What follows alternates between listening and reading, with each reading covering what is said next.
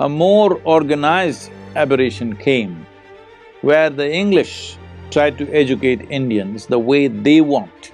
They said they may be brown of skin, but they must think like us. Their values must be what ours are. Almost every day, I never came home without being beaten for something. So this effort is very appreciative. In many ways, it is positive.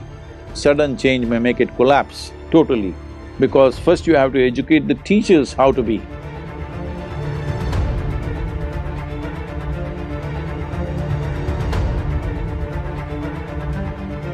In a much-needed move, the government of India recently announced sweeping changes in the education policy for the first time in 34 years. I am keen to know your review of the new policy. Well, India's education for millennia was conducted in a certain way, where education was designed to integrate you into life process, without life process overwhelming you, that everybody had freedom to choose. Probably if you look back 1,000 or 1,500 years ago, the only culture on the planet where nearly 90 to 95% of the women were literate is India. Nowhere else this happened that long ago. Education is very, very recent for women in the rest of the world. I'm telling you, all ladies, recently educated.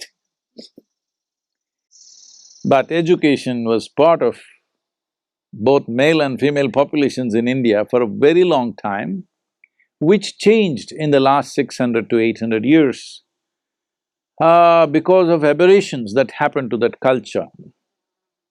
And about 150, 200 years ago, a more organized aberration came where the English tried to educate Indians the way they want. Very clearly they defined it, they had no ambiguity about what they wanted. They said they may be brown of skin, but they must think like us. Their values must be what ours are. Like this they went on. Schooling system was very, very cruel. Similar things have happened in America for the Native Americans. The English education was a cruel system of trying to contain a child in a room and beaten for 12 years with some rubbish that doesn't mean anything to him. I escaped. So this happened in India in a much larger scale and organization than the way it happened here. So when this happened, what was their intent of educating the Indian populace? The only thing is, they found Indians were very good with mathematics, languages, because everybody spoke 4, 5 languages, they could pick up any language easily, and they're very good without using even their fingers, without using paper. Even today it is true, I think the present generation is completely losing it because of the gadgets. Otherwise, when we are growing up, even today, we can count things, multiply things, divide things in our mind without using any other instrument. So they found this very valuable, they thought these guys will make good clerks and accountants for Her Majesty's service, because the ambition was to take the entire world. And you needed very docile, honest, hard-working people who will never rebel, who don't have bloodthirstiness in them, who are very calm, who will never organize revolutions or anything. They will just do their work. You put them in slavery, they will think this is their karma and they will just do that also well. When they saw this attitude, they thought of all the nations they had colonized at that time, India looked like an ideal place to educate and make sure this whole enterprise of what do you call this? This whole enterprise of imperialism will be staffed by Indians, and it was.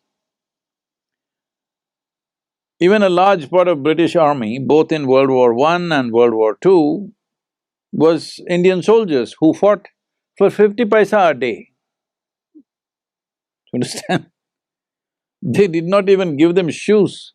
They were just wearing sandals, Indian Jodhpuris, and they were in the trenches in France, and nearly some 150,000 men lost their toes and their feet because they were in ice-cold temperatures with no shoes.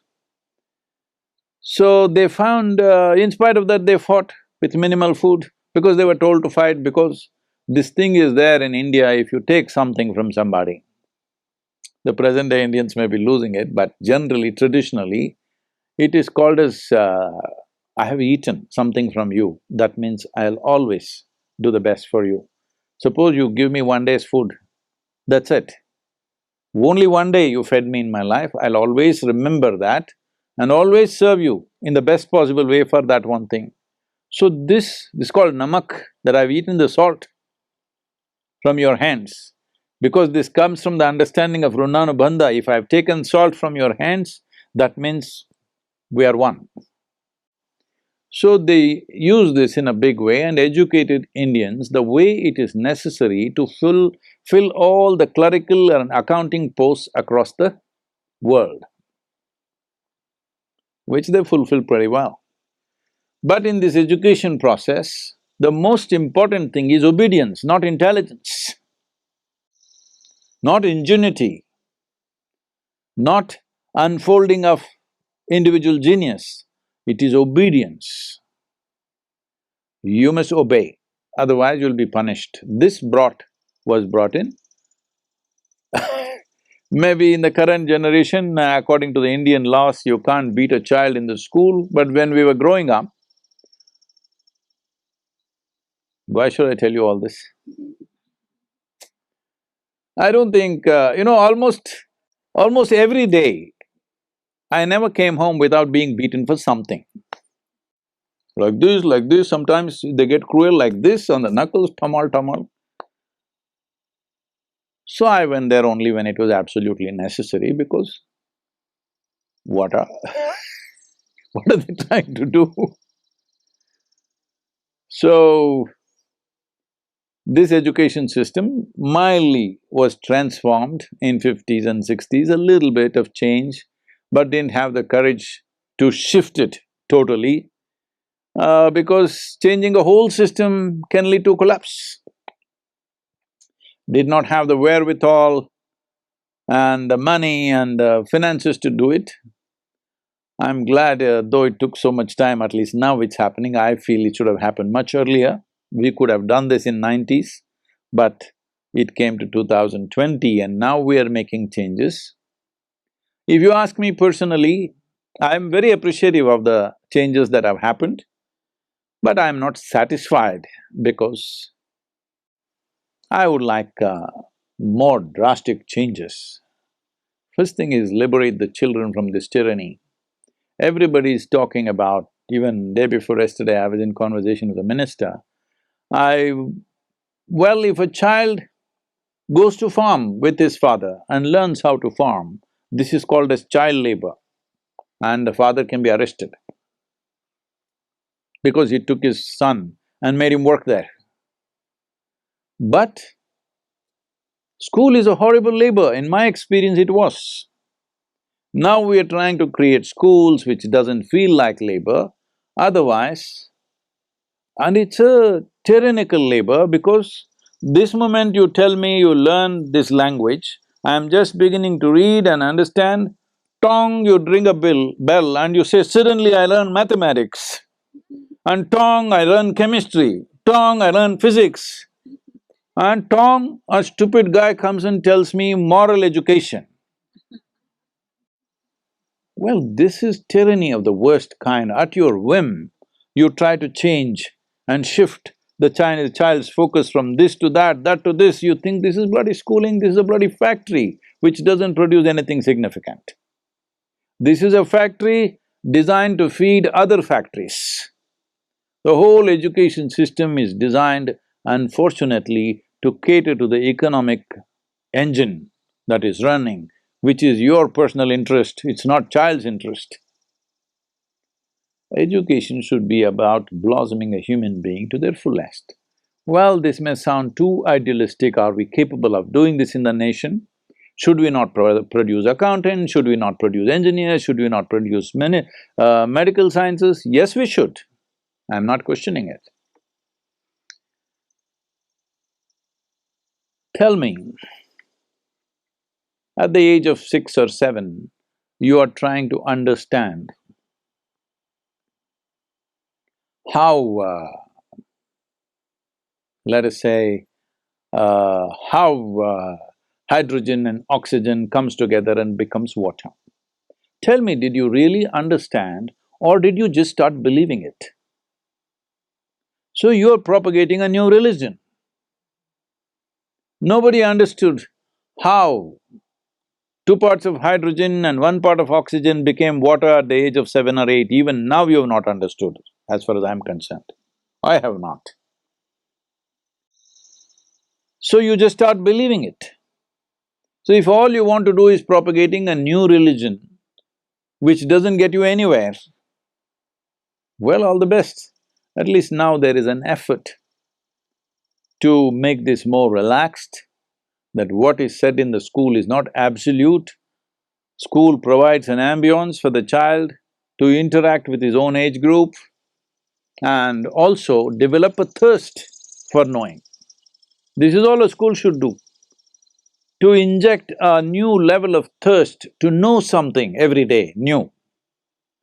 And of course, information and other things are available, especially today, in today's world where information is everywhere. Propagating information is no more a school. A school should become largely an inspirational place. Information is available everywhere. What human wisdom could not do, it looks like the virus is doing. Now suddenly everybody's I've been talking about this incessantly for the last 10, 12 years. It is time, there is nothing being taught in the school. The only purpose, our schools are like this, we don't have trained teachers. Only people who are well educated, who are well behaved, who are well cultured, creating an atmosphere of inspiration and nurture, so that they don't take to wrong things. They don't take to anything which is damaging to their life. That's all the concern is. Rest of it, let them grow up. First of all, these words which have gotten implanted into human psyche and in the languages, it's only in America I hear this. When I ask people something about their background, they say, I was raised Jewish, I was raised Catholic. Why are you being raised? Only cattle are raised. Human beings should not be raised, human beings should grow up. If human beings have to grow up, there is a certain ambience and atmosphere that is nurturing for their growth. That is all a school should create. Right now, if you want these plants to flower, you don't go there and pull flowers out of the plant. All you do is maintain the atmosphere in the soil, water, sunlight, whatever else it needs, you just maintain the ambience, the plant will flower. You cannot make it flower. Right now, school looks like you want to pull flowers out of people's heads or whatever else. No, you're only interested in pulling money out of their heads. Because the entire damn world has become economy, economy, economy, all right? Economic system is here to serve humanity. Humanity is not here to serve the economic system. I think that's in that sense, without disrespecting unfortunate loss of life and suffering that people are going through, our hearts are with you for that. But in terms of relegating the economic system to secondary level from being a primary thing has been in some way achieved by this virus. Right now, staying alive and staying healthy is more important than how much bank money you got. It's a very good happening for the human beings. This should have happened of our own wisdom, which is what these centers are, where nobody is thinking money.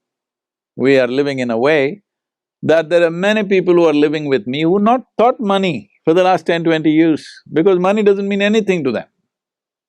I've developed people around me that if you put a you know, you open up the Federal Bank to them, they'll walk in thinking, what is there to read? It's not even a library. Because it doesn't mean anything to them, because what money can buy doesn't matter to them. Of course, we all eat, all this is there, but for that you don't have to run such a horribly destructive economic engine which is just ripping the life out of this planet. So, in this, if you want to correct this can't be corrected by crippling the economy, this can only be done by transforming our education system. So, this effort is very appreciative, in many ways it is positive, but still, for me, it is still coming from too much fear. In a controlled way, little shift is happening. But maybe there are practical problems, I understand that, because in India, millions of children, probably around… if… in Tamil Nadu alone, there are about 15 million children in school, I think. No, I'm sorry. No, that's wrong. In Tamil Nadu, in the government schools in Tamil Nadu, there are 1 million children in the government schools. A similar number is there in the private schools, so approximately maybe around 2.2 million children in Tamil Nadu. All over the country, in 28 states, there must be at least 70 to 100 million children in schools. If you take them up to high school, probably up to 120 million children are in school. So, the changes that you make for such a large structure, you will have to make it carefully. But I only hope I have also given my insights into education, what needs to happen, and hope in a… in a calibrated manner, more changes will come in the coming years, because to absorb these changes, for many schools to absorb these changes, to create the necessary staff, to create the necessary infrastructure, it may take 2, 3 years before they're able to implement what changes they have made, which are significant. One important change that has happened which is good is children can pursue education, they can break it, and again they can come back, which already is there in this country, I think, but otherwise, in India, if you break your education, you're finished. That's the end of your education, you never come back. So now there are options that you can take a break and again you can come back. You went through little madness for 1 year, so you dropped, but now again you got to your senses, you want to get back to school. That possibility has opened up, which is a great thing. That is a very significant change. A certain number of children are committing suicide, unable to bear the pressure, because in India, if you get 99% in your examination, your parents will ask, where is the other 1%? What happened? What did you do with that 1%? So the pressure of performance, where in the Delhi University, children who got 100% don't get seats for graduation courses, because there are so many people who got 100%. So essentially, the most significant aspect of this change that has happened in education policy is from rote learning to a more creative way of thinking and applying themselves, which is very significant. I think it's a good change. Can we make all these changes effective for all these 100 million children plus instantly? I don't think so, but it'll take time, it's a good move. I would have expected a little more. One thing I wanted from the government, which I've been pitching for, especially for higher education, is release them. Let the private people do whatever they want. Do not control the private schools. Government schools, you decide what to teach, that's up to you. But private schools, release them in such a way. I actually told this to the leaders of the nation. I said, see, I will teach nonsense and I will charge 1 million. But the parents love it, children love it. What is your problem? Where did this come that administration starts thinking you love the children more than the parents? Where did this come from? That you're concerned about the well-being of the child more than the parents. Well, there are ignorant parents, they may induce them into all kinds of things. Yes, that much protection you must give, but you must not assume that there are many parents who will take children in the wrong way. If they're drinking, they'll take them into drinking, if they're drugging, they'll take them into drugging, whatever compulsions they have, they will initiate their children into same compulsions, and there are any number of parents who will enslave their children for their own… This thing, parents are not above board completely. Any number of parents have horribly enslaved their own children. So in that sense, the state has to be active and vigilant about it, that is understood, but still, what I'm saying is easier than done. I'm not trying to say they're wrong. All I'm saying is, we must continue to change. This is not like an absolute change has been done and we've achieved something. We must continue to change. Every few years, more and more relaxation should happen. Education should become a joyful choice, not a compulsive extruder out of which you have to come out in a certain shape.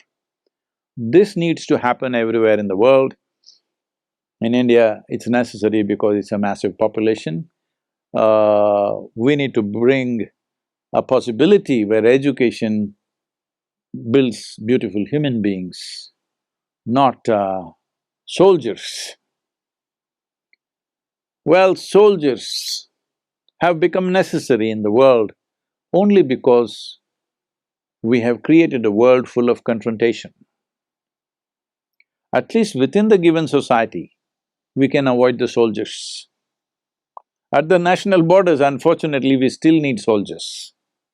This also would go if economic disparity in the world largely gets equalized either by everybody going up or everybody coming down, one way or the other. If there is economic disparity goes away, you will see national borders will not mean much. That needs to happen. But we are doing everything possible to see that doesn't happen quickly because imperialism is being practiced in so many ways, in so many subtler ways than before. And new forms of imperialism is being developed in various parts of the world. So, evolution of individual human being is most important. This is where education is vital, that it is evolution of individual human beings on this planet. But right now, educated people in this world, in the last 200 years if you look at it, educated people have been the most cruel people on the planet. Educated people have been the most destructive people on the planet. Even ecologically, it's only educated people who are destroying this world. Illiterate people are not doing such things. Even now, it is only in the cities across India, reasonably educated people who are a big virus threat, the rural population anyway maintaining social distance. In Tamil Nadu, if you see, this is a culture in South India, when somebody speaks to somebody, they will speak like this. They were always conscious that your breath should not touch somebody else. Now, look at all of you.